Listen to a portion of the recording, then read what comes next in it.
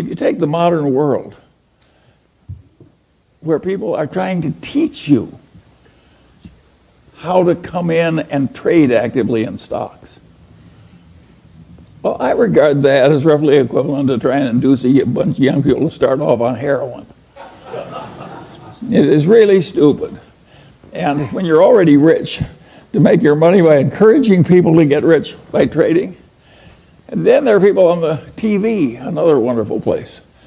And they say, I have this book that will teach you how to make 300% a year.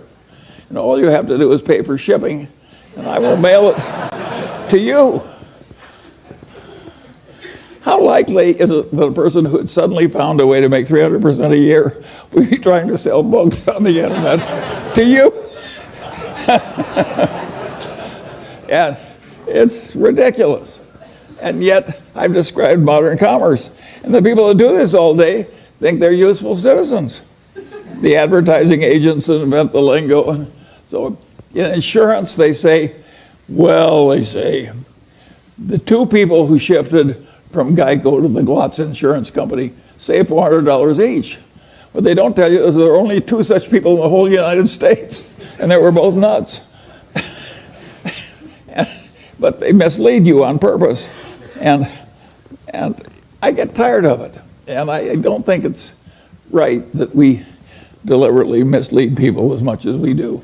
Let me tell you another story that I think is an interesting one about the modern life. But this goes back to a different time. And this man has this wonderful horse. And it's just a marvelous horse. It's got an easy gait and good looking and everything. It just works wonderfully.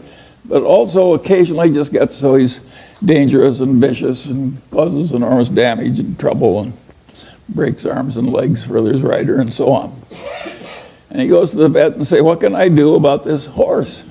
And the vet says, that's a very easy problem and I'm glad to help you. He says, what should I do? And the man says, the next time your horse is behaving well, sell it.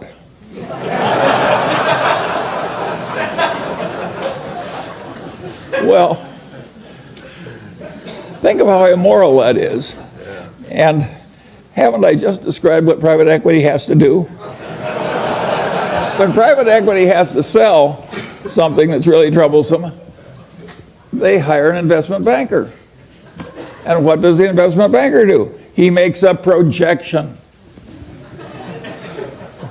You can't, I have never seen such expertise in my whole life as is created in making projections in investment banking.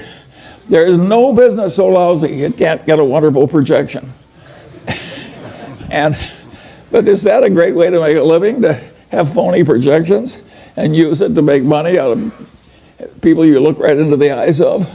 I would say no.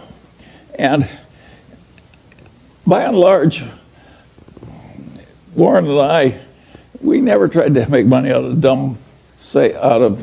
stupidity of our dumb buyers. We tried to make money by buying. And if we were selling horse shit, we didn't want to pretend it was a cure for arthritis. And I think it's better to go through life our way instead of theirs. And I think it's always been this way. I think there's always been chicanery. Think of the carnivals, the carny operator. Think how much trickery there is in a carny operation. And people just seek out the weaknesses of their fellow man and take advantage. And you have to get wise enough so you avoid them all. And you can't avoid them if they're in your family. I have no solution to that one. But where you have a fair choice, there are just so many people that should be avoided. My father had this best friend and client. And he also had this other client who was a big blowhard. And he was always working for the big blowhard, and he wasn't ever working for his wonderful client whom I admired. And I said, why do you do this?